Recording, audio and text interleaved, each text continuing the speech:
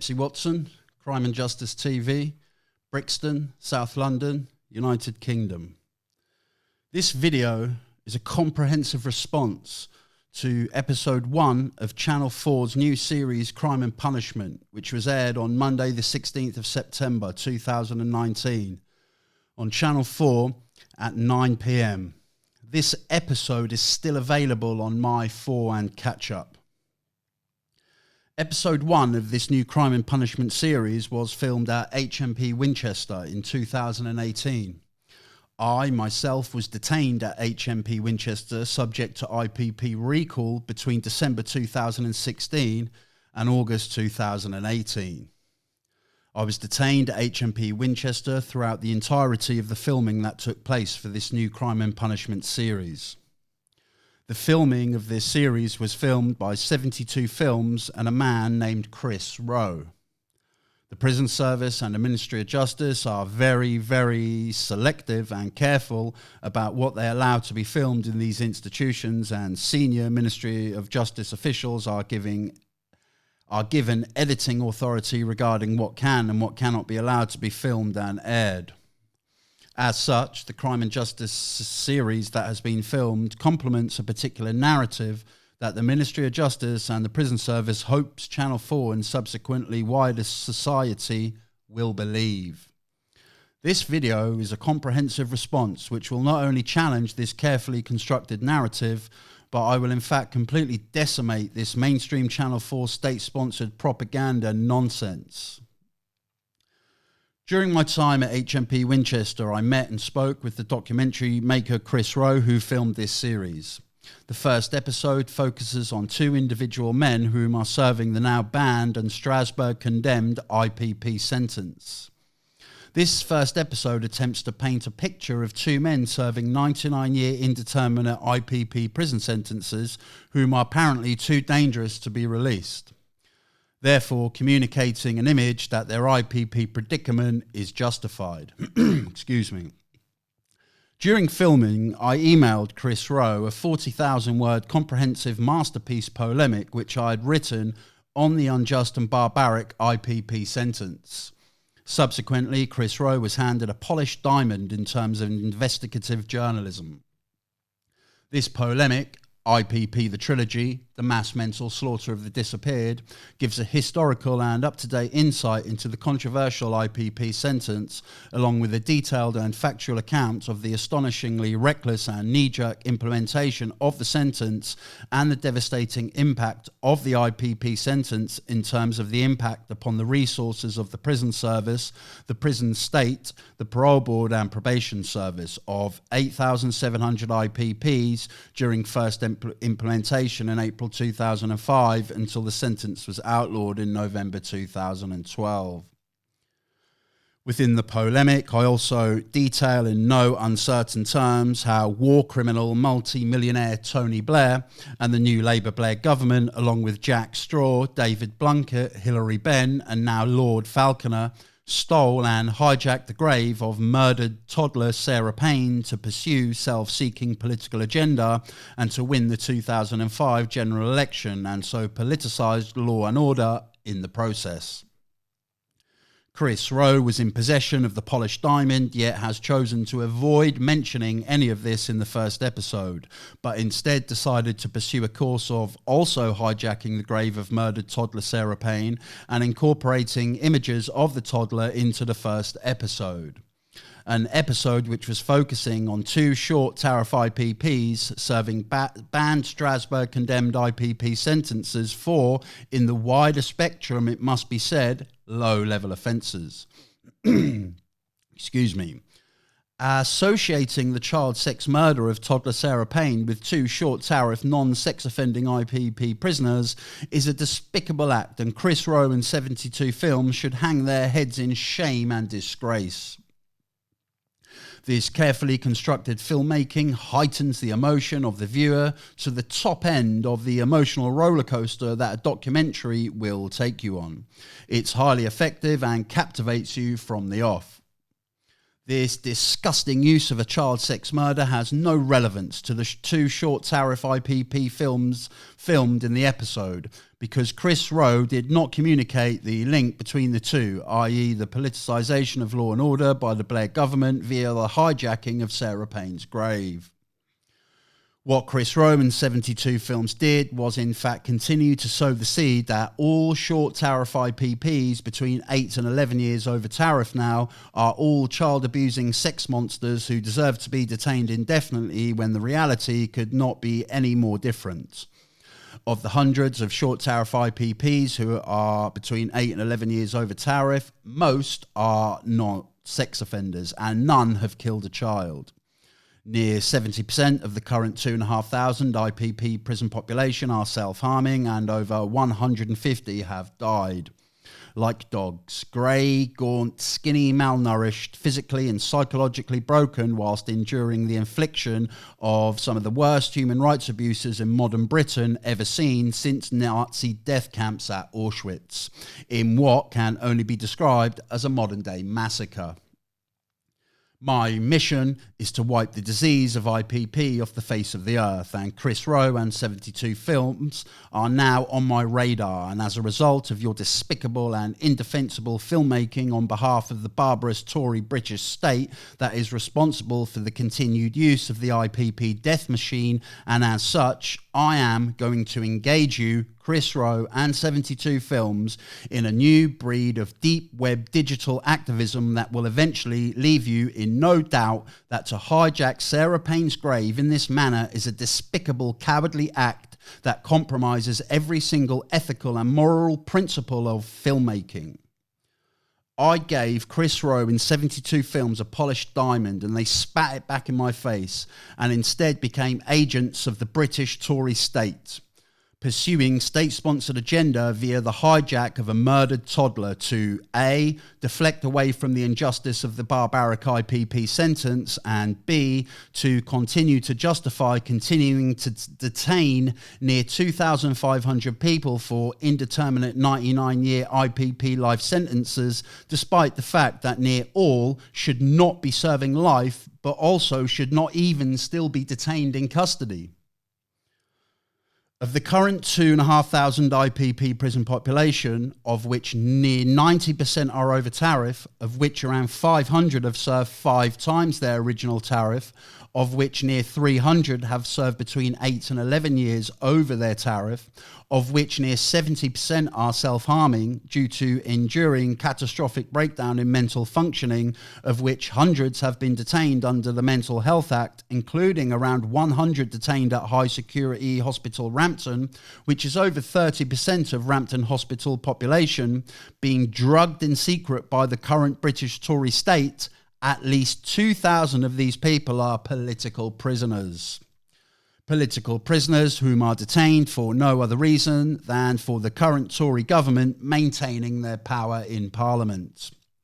IPP barbarian Tory killers Rory Stewart, David Gauke, Lucy Fraser, Priti Patel, Robert Buckland and domestic violence perpetrator suspect Boris Johnson have condemned this entire IPP population to a slow and cruel, torturous death, and have in effect sanctioned the state-sponsored murder of short tariff IPPs with learning difficulties, autism, low IQ, low literacy and numeracy levels, speech impediments, deafness and dyslexia in overcrowded violent Victorian slums, which the modern British Tory state call prisons. At 4 minutes in, we are introduced to Aaron Harris, whom is one of the 2 people I mentioned that the episode focuses on, whom are serving banned IPP sentences. So you will notice that I introduced Aaron as a person, as a human being, whereas Chris Rowe and 72 Films introduced Aaron as an IPP prisoner. Think about that. And think about what goes through your mind when you say prisoner or think prisoner. The prison officer who takes Aaron Harris into the medical suite, as you see in the documentary, is custody manager Mark Jones. Mark Jones is a veteran prison officer of the prison service. Mark is no nonsense, firm, but very fair. He takes no shit, yet has the wisdom and expertise to recognise when a person is making the effort to change their life, whilst at the same time is able to also recognise when someone is just playing the game and winging it. Mark Jones is an unsung hero of the prison service and a credit to the prison service. While firemen who ran up the inside stairwells of Grenfell Tower received medals, and London Met police officers received medals for fighting knife and bomb-wielding terrorists, and rightly so, prison officers like Mark Jones, who spend their entire working week working overtime, saving lives and protecting the right to life, working under the most hostile and violent working conditions in the entire of Western Europe, receive a grand total of 0 credit and 0 recognition from the British state. The British state has abandoned this entire workforce of prison officers, and the only reason that during the time of 2018 that HMP Winchester was not burnt to the ground, resulting in riots leading to major loss of life, was because of men like Mark Jones. The public and wider society in modern Britain and the British taxpayer has no idea whatsoever what these prison officers deal with on a daily basis. No idea whatsoever, and the reason is the fake and crooked and corrupt state-sponsored fake news media. A fake news media which persistently and consistently, with frightening effect, pushes the narrative that prisons in modern Britain are holiday camps. Prisons in modern Britain are not holiday camps. Prisons in modern Britain are overcrowded, violent Victorian slum cesspits of humanity characterised by a drug, mental health, self-harm and violence epidemic of proportions never ever witnessed or seen before in British penal history. When I personally was suffering in darkness and pain and in hopelessness, feeling suicidal with no release date, and hanging on to my mental health by the skin of my teeth, hour by hour at times, minute by minute at times, who would go out their way to help me, to talk to me, to listen to me, to advise me and to mentor me? It was custody manager Mark Jones and another custody manager, Officer Yandel. These men never cut me down from the bars or gave me mouth to mouth, but yes, they did save my life. They helped me to keep going at times when I could see no light and at times when I had no hope. The suffering endured by IPP Aaron Harris serving this banned IPP sentence is like something out of a horror show. Aaron is grey and gaunt and skinny and psychologically broken by the IPP sentence. Aaron has no hope, and even veteran prison officers rarely observe and witness this level and severity of human suffering, covered from top to bottom in horrific self-harm injuries. And I observed custody manager Mark Jones again working tirelessly to keep Aaron alive. The relentless consistency in delivering this man dignity and care in adherence with his employer's mission statement under the most extreme working conditions imaginable on UK territory. I mean, I can guarantee you that 99% of people you know could not do this job. Jones and Yandel, they would maintain control over the prison from a small hub in the centre of the prison. So it would be like a small office, Victorian, rundown, limited resources, dilapidated radios, dilapidated computer systems. And then there would be like a web of wings, A wing, B wing, C wing, D wing. So you see on the documentary, you see C wing, it's like a spider's web, D wing, B wing, A wing, like this. And then you have other parts of the prison, which is West Hill unit and the Herne unit. So you have all these different units. You have the reception area. And the custody managers like Jones and Yandel, they would control and keep the prison running from this small hub. And when it was all kicking off, like you've got a suicide over here, you've got an assault on a staff member over here, you've got a riot on A wing, you've got all these different things going on, and you have minimal resources, minimal manpower to deploy, you know. So where do you send your minimal resources? You know, and these men have to think quick and make decisions to protect life, and this is what they do 7 days a week.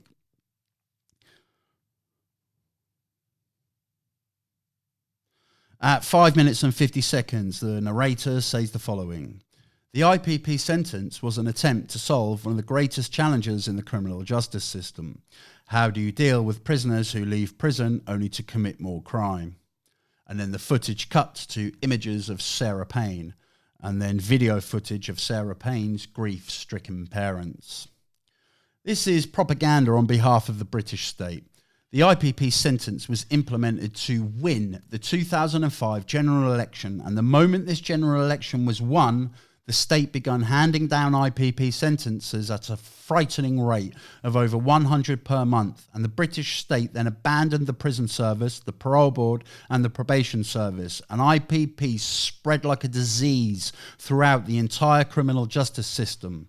There was no thought, no planning, no strategy, and no resources to deal with the devastating influx of people condemned to IPP indeterminate sentences. From the moment the 2005 general election was won, the Blair government's objective was achieved and complete. So then the Blair government had no concern whatsoever to deal with the inevitable impending decimation of the criminal justice and penal system, obliterated by this unparalleled act of penal populist knee-jerk counterproductive barbarism that was and is IPP. So ignore this narrator, she's lying. At 10 minutes in, we are introduced to another man serving an IPP sentence, Paul Bussell. At 10 minutes 19 seconds, you see in shot custody manager Yandel, who I mentioned earlier. Paul's physical appearance is again grey, gaunt, skinny, malnourished, physically and psychologically broken. You observe Paul at a gate venting frustration at prison officers, which to experienced veterans like Yandel, it's not a big deal. But to less experienced staff, especially prison probation officers, what happens in these situations is the frustration that the short tariff, post-tariff IPP is showing gets documented and written down as being confrontational or not engaging or argumentative or even aggressive, etc., etc. When what is really going on is that the short tariff, post-tariff IPP in this situation is enduring catastrophic breakdown in mental health because you are years and years over tariff. You have no release date, no end date, and the intensity of the hopelessness, the helplessness, the despair and the suffering is so intense, coupled with the extremity of the chaotic environment that you're residing, along with the prolonged periods of isolation under 23-hour bang-up with nothing constructive to do to spend your time. You simply continue to deteriorate and you just feel isolated. You feel lonely, scared, and you just feel like slashing your throat, which many short tariff IPPs have done and continue to do so. Paul doesn't help himself with the attitudes he is displaying when he says things like, I committed a knife-point robbery, but I didn't physically harm anybody. You can see here that he still does have work to do around the fact that with his attitudes towards carrying knives and the harm, the psychological trauma that threatening somebody with a knife will inevitably have on that victim for years to come potentially. The default expectation that someone commits a crime, so we then detain them for long-term imprisonment, then as a result, the person in detention will then automatically repent, is way out of proportion to the reality. These entrenched criminal beliefs and attitudes need to be challenged in a person. The resources that you would expect to achieve such are controversial, as the success rates for offending behaviour courses that IPPs need to complete in order to satisfy a politically paralysed and risk-averse parole board are far from perfect, even counterproductive, as some offending behaviour courses have been proven to enhance and worsen said entrenched criminal beliefs and attitudes, even though despite the fact that when that was proven, the British state then sold these offending behaviour courses to other countries. I mean, you couldn't make this up. It's actually like a comedy sketch, but it's not funny because people are dying. And all these points that I'm making are consequences of the disaster that is the politicisation of law and order. So it gets worse. Due to, again, the devastating influx of over 8,000 IPPs in an already overcrowded prison estate, the state has never, ever been in a position to offer short tariff IPPs the necessary offending behaviour courses they need to complete to progress toward release. And so if the state cannot provide such resources, then the entire reason of detention, namely to reduce dangerousness, is entirely absent. Therefore, the detention becomes arbitrary. So the British state has in effect, with short tariff IPPs, sanctioned and authorised on a major scale arbitrary detention. And under the European Human Rights Act, no detention should ever be arbitrary.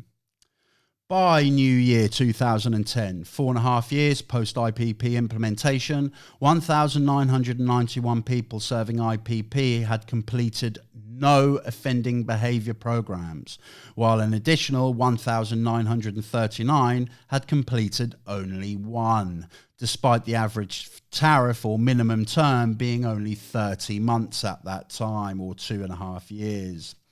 We just all sat there, languishing in BCAT local Victorian prisons for years and years, while our tariffs came and went, and over the years, as we all lost hope, self-harm figures for short tariff IPPs were 3 times higher than that of mandatory life sentence prisoners serving life for murder.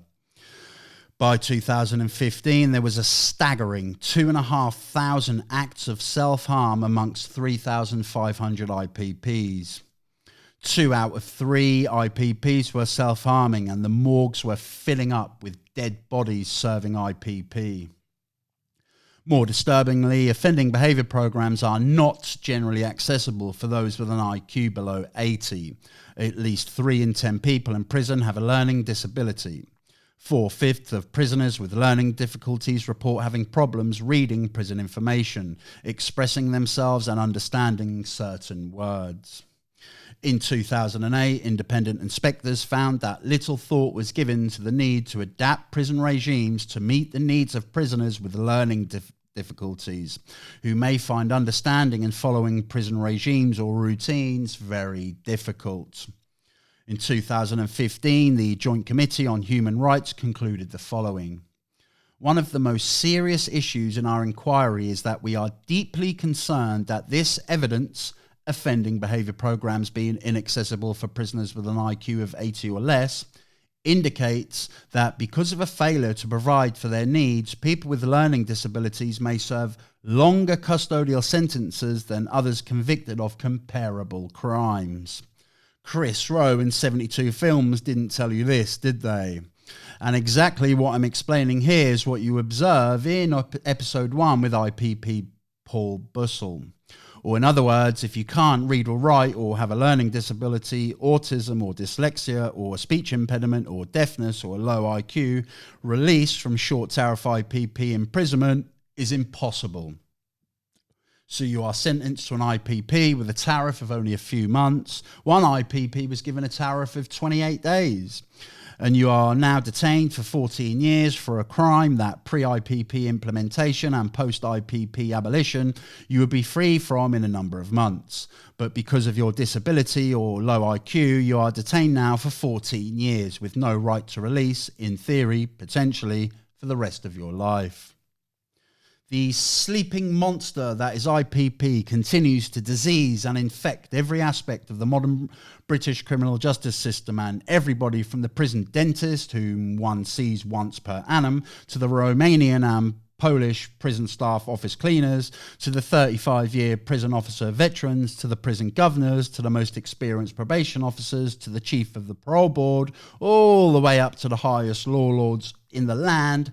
They all know that IPP is a fucking disaster, and the worst disaster of policy in modern British politics, as well as being a death sentence through the back door, which has caused and continues to cause major loss of life and immeasurable mass human suffering to tens of thousands of innocent IPP family members and children.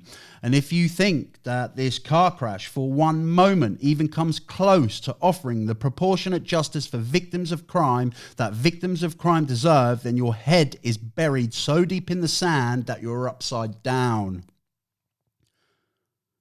Philip Rule of Number 5 Chambers said this: "It's a really depressing situation, and one which brings into disrepute the British justice system.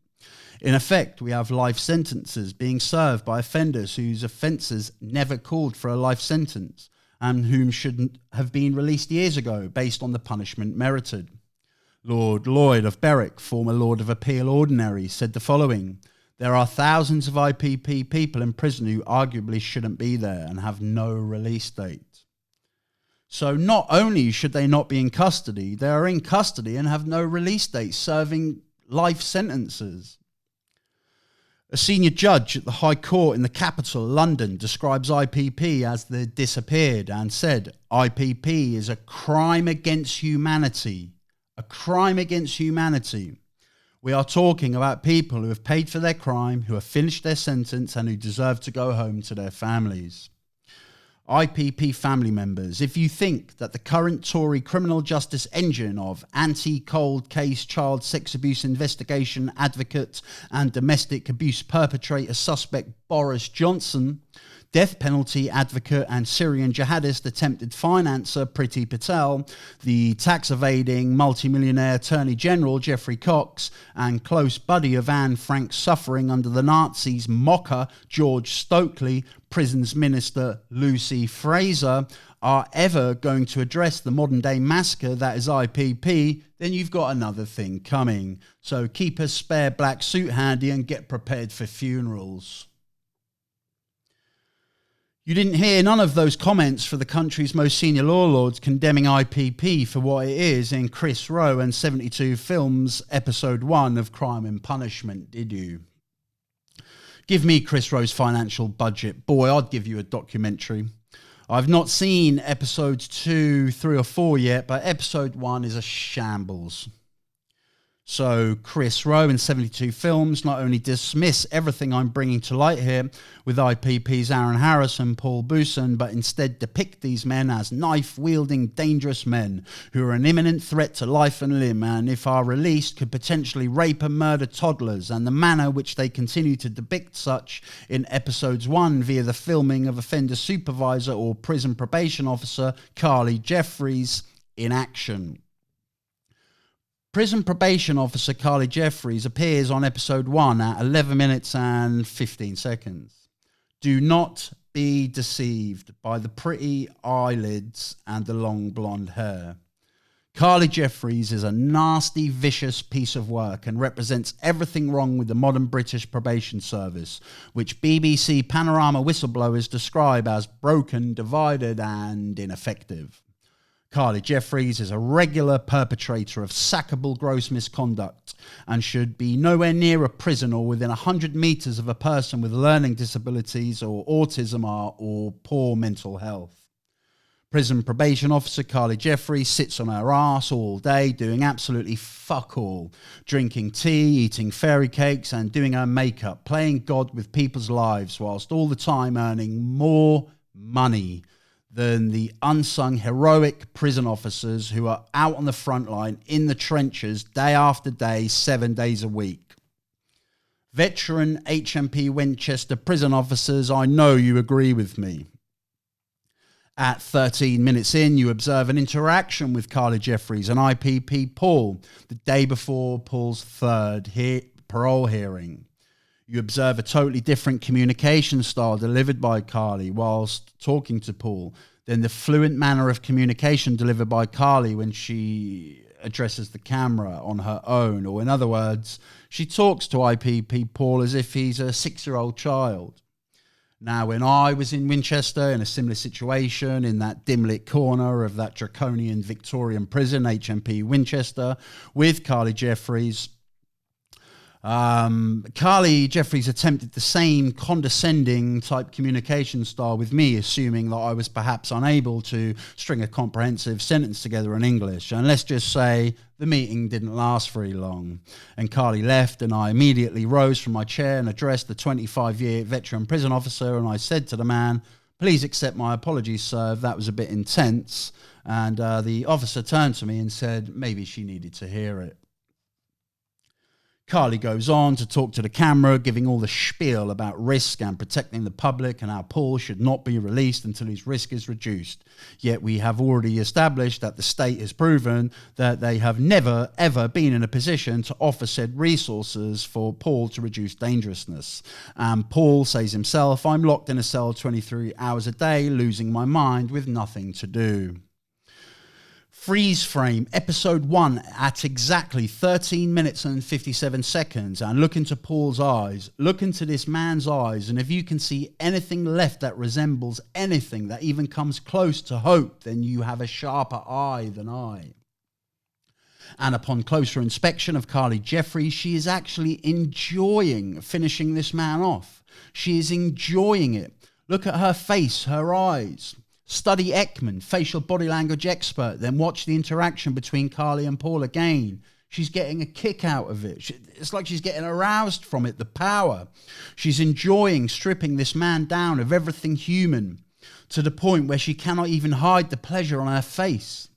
Yet the viewer does not see this because of the merciless, infectious success of the blatant yet subliminal images in your subconscious of Sarah Payne being raped and suffocated and murdered by sex beast Roy Whiting. It just gets worse and worse. Paul then articulates his frustration at being told his community probation officer can't even be bothered to attend the hearing. Paul's third consecutive parole hearing, the most important day of his life. Paul talks about previously having 5 different probation officers and only ever meeting one of them, yet this is despite the fact that face-to-face contact between community-based probation officers is critical for the assessment of risk. Risk, which Carly Jeffries is continually telling the camera is apparently so important to reduce. Then you observe Paul really struggle to articulate his frustration and get his words out, like I was talking about earlier with the Human Rights Committee and these people whom are being disproportionately punished for reasons completely out of their control, the learning difficulties, the autism, the dyslexia, the low IQ, the speech impediments, the deafness, etc., etc. And it's really sad to watch, and I personally think that under the circumstances, IPP Paul here did quite well, and I think he should be quite proud of himself. Then Carly Jeffries admits that she cannot even remember not even one previous parole board hearing for an IPP where community-based probation officers have ever attended, and then blames this on a lack of money for travel and a lack of available time. This is a man's life. And not only is this a man's life, but this farce is a big, thick middle finger right up in the face of the victims of the knife-point robbery that Paul committed. Hang your head in shame, Carly Jeffries.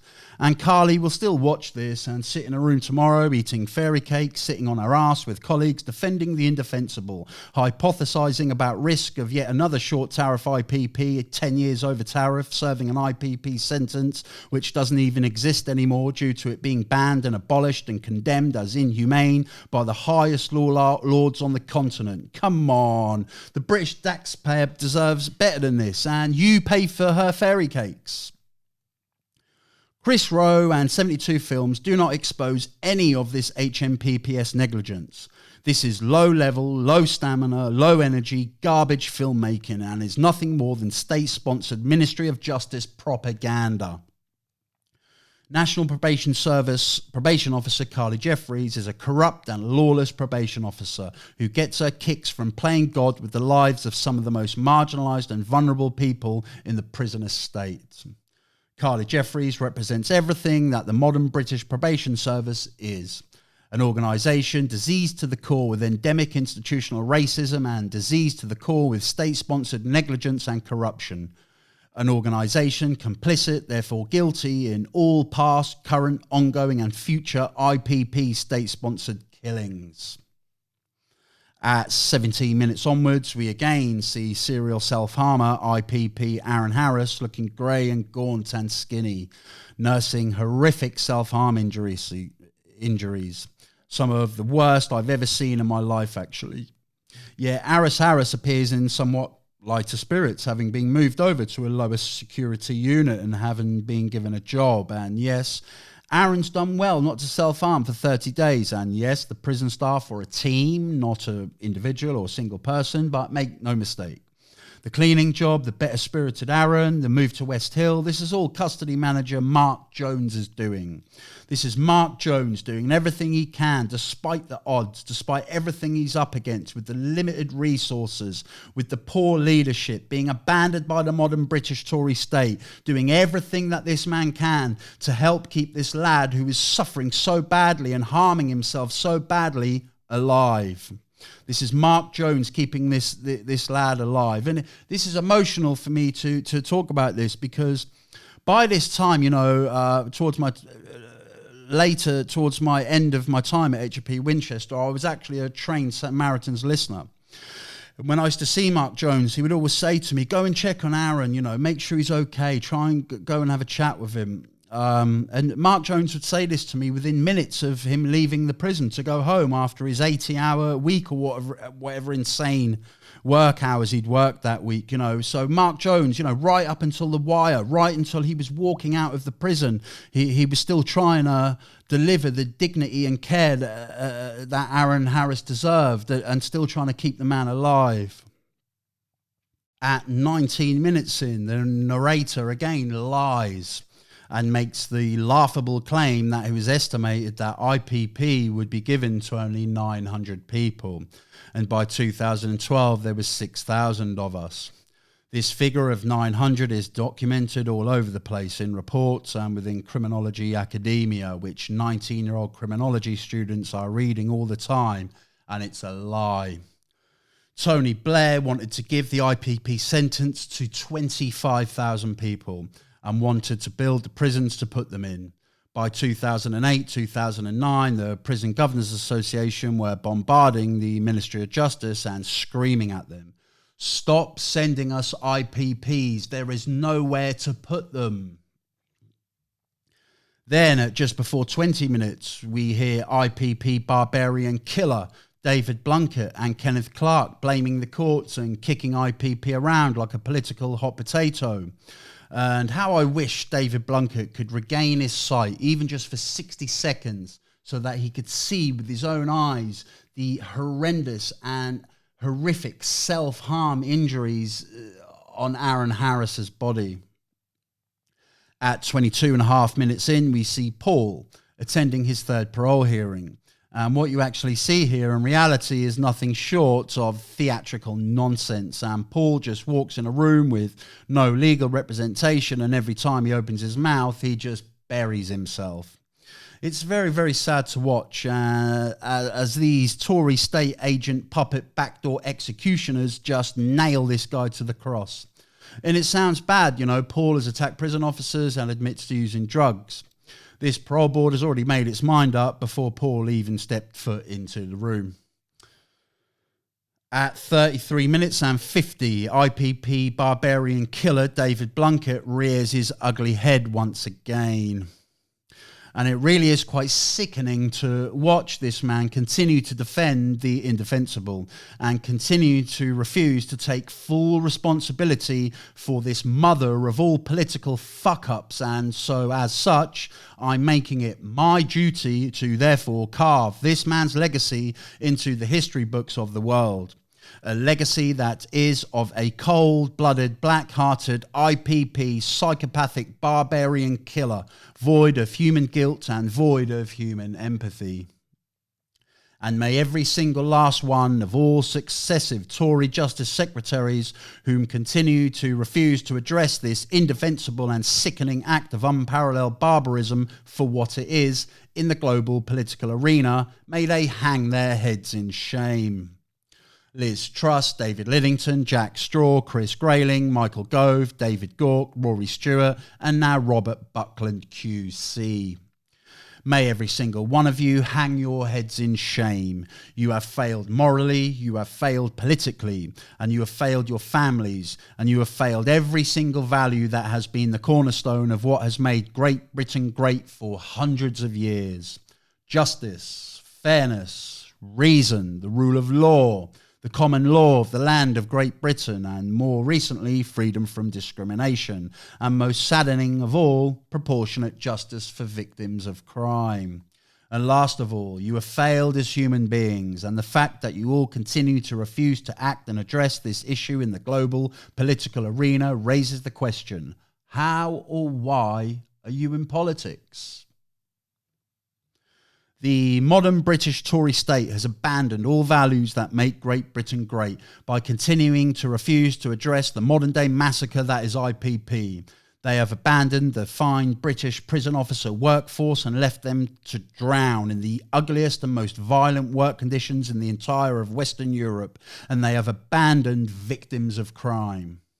The act of refusing to address the issue of IPP in the global political arena makes you self-serving cowards, and your Tory state agent puppets like Carly Jeffries and your pearl necklace-wearing white middle-class parole board executioners might make mincemeat of the likes of IPP Paul, but I challenge any of you. Buckland, Stewart, Fraser, Cox, Patel, Johnson. I challenge any of you to duel with me, man to man, man to woman, mind to mind, with Stephen Sacker on BBC Newsnight. And I will not only defeat you on the subject of IPP on a mainstream global platform such as BBC Newsnight, but I will absolutely wipe the floor with you because you cannot defend the indefensible. BBC producers, make it happen. If we put 10,000 more people into an already broken and decayed penal system, the murder of a prison officer, a riot leading to major loss of life, is a matter of when and not if.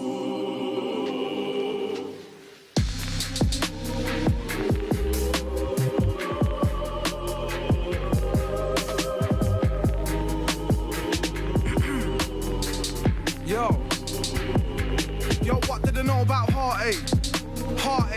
How much more can my heart take?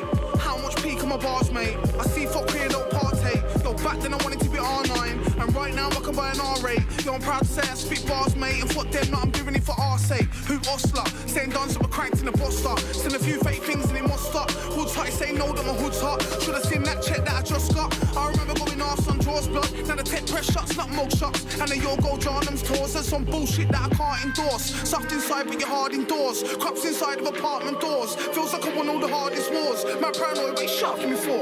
Act like you ain't seen the car before. A few years back it was parties galore. But man's grown up, don't ask for a truce if you started the war. You dumb now, not one of mine, my own. Man childish but I'm kinda grown. Watch you let inside your home or spend time alone. The same feeling when you can't find your phone. Yeah, that's heartache, bruv. Hold it in when you can't take stuff. Let it out, couldn't give two fucks. Nobody loves you like your Marjay does. Are you mad? Trust man's better than bad. Got one son, but I'm everyone's dad. Say my chest, I'm the king of bro, and I stand by that. If anyone's mad and if he's pissed off, then tell him I'm glad. I make girls wet like the Evian ad. Don't say shh like anyone's track. Go tell them JK's ready, I'm back. Yeah, it's been a minute. And life goes fast like FIFA minutes. I'm on a bad boy thing, no need for gimmicks. Try pull a fast one on me, blood. They'll take your tool, then beat you with it. Make your life how they meet you in it. Yeah, it's my life and I don't need you in it. Got hot as force out, what leader is it? Got a friend in jail that I need to visit. Yeah, it's been long, but I can't forget, man. I do nothing but I still upset, man. I think I might get a time my left hand. Not the right hand's 2 road debts, man. Still driving like I can't get banned. I can throw it all away in 10 minutes or in half hour. I can make 10 grand. Beat 10, but I don't need 10, man. I won't roll on you, but my friend can. Got a hammer and I called it West Ham. Still SHM, not a West man. Yeah, come a long way from them days. Focus never had them ways. Self-taught never had sensei. So don't watch me, make sure your rent's paid. Fuck it. $500,000 on the table, I still ain't took it. Hands reached out, but I still ain't shook it. Still can't believe how far we've took it. Yeah, man, I got a bucket list too big for a bucket. Friends on the straight path, some on the crooked. I tell them don't do anything stupid. Yeah, I got a Batman now on the Hulk. I don't do smokes, man, want it in bulk. Go put your head in your pillow and soak, you mop it. Now I ain't forgot what it's like to be broke. You might get shot if you try to provoke. Feeding your girlfriend lines with a coke. Fuck it. That's heartache, bro. That's heartache.